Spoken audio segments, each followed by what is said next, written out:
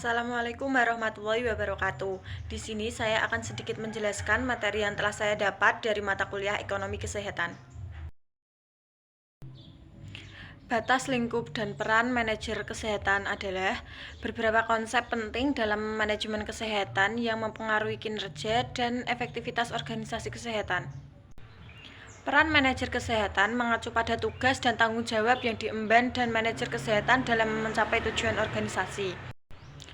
Pembangunan kesejahteraan dan kesehatan. Pembangunan kesejahteraan dan kesehatan adalah topik yang terkait erat dalam upaya meningkatkan kualitas hidup masyarakat. Di sini ada beberapa aspek, yaitu yang pertama pembangunan dan kesejahteraan, yang kedua fasilitas kesehatan dan aksesibilitas, yang ketiga tujuan nasional dan pembangunan kesehatan, yang terakhir adalah konsep MDGs kesehatan. Tujuan MDGs kesehatan: 1. Menurunkan kematian anak, meningkatkan proporsi kelahiran yang dibantu tenaga terlatih untuk meningkatkan akses dan kualitas terhadap layanan kesehatan serta mengurangi kematian bayi dan balita. Yang kedua adalah meningkatkan kesehatan ibu. Meningkatkan kesehatan ibu melalui peningkatan akses dan kualitas terhadap layanan kesehatan serta mengurangi kematian ibu karena komplikasi melahirkan.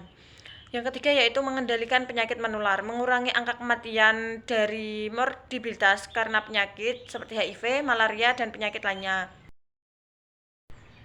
Evaluasi ekonomi kesehatan merupakan alat yang digunakan untuk pengambilan keputusan dalam meningkatkan kesehatan. Alasan mengapa kita memerlukan evaluasi kesehatan, karena adanya banyak evaluasi ekonomi kesehatan yang efektif dan intervensi atau program kesehatan bermanfaat yang digunakan untuk meningkatkan kesehatan.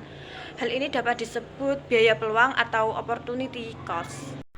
Jenis-jenis evaluasi ekonomi. Yang pertama, analisis minimalis biaya. Analisis jenis ini digunakan apabila produk atau hasilnya sama.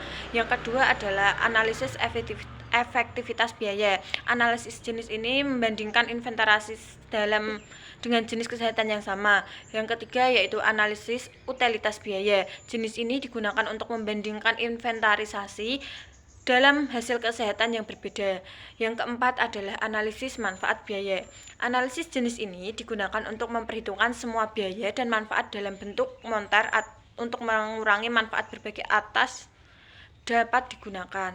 Dalam pengambilan keputusan, dalam alokasi sumber daya kesehatan, evaluasi ekonomi kesehatan sangat diperlukan. Dalam memahami evaluasi ekonomi ini, kita dapat membuat keputusan yang lebih efektif dan juga meningkatkan kesehatan. Jurnal ilmiah adalah publikasi kala yang membuat artikel-artikel ilmiah yang ditulis oleh peneliti atau akademisi yang dipublikasikan dalam bentuk cetak ataupun online. Manfaat jurnal ilmiah. Manfaat jurnal ilmiah: 1. Bagi peneliti, sebagai sarana untuk mempublikasikan hasil penelitian mereka, mendapatkan pengakuan atas karya mereka, dan meningkatkan kredibilitas mereka. 2. Bagi akademisi, sebagai sumber informasi terbaru dalam bidang studi mereka. Yang ketiga, bagi mahasiswa, sebagai bahan referensi untuk tugas dan penelitian mereka. Yang terakhir yaitu bagi masyarakat umum adalah sebagai sumber informasi tentang berbagai topik ilmiah. Resum jurnal adalah ringkasan singkat dari sebuah artikel ilmiah dan jurnal yang disusun untuk memberi gambaran umum tentang isi jurnal tersebut. Cara membuat resum jurnal: 1. Membuat dalam bentuk tabel. Yang kedua, rangkum menggunakan bahasa sendiri. Yang ketiga, isi rangkuman harus tetap akurat. Yang keempat, gunakan gaya bahasa yang tepat.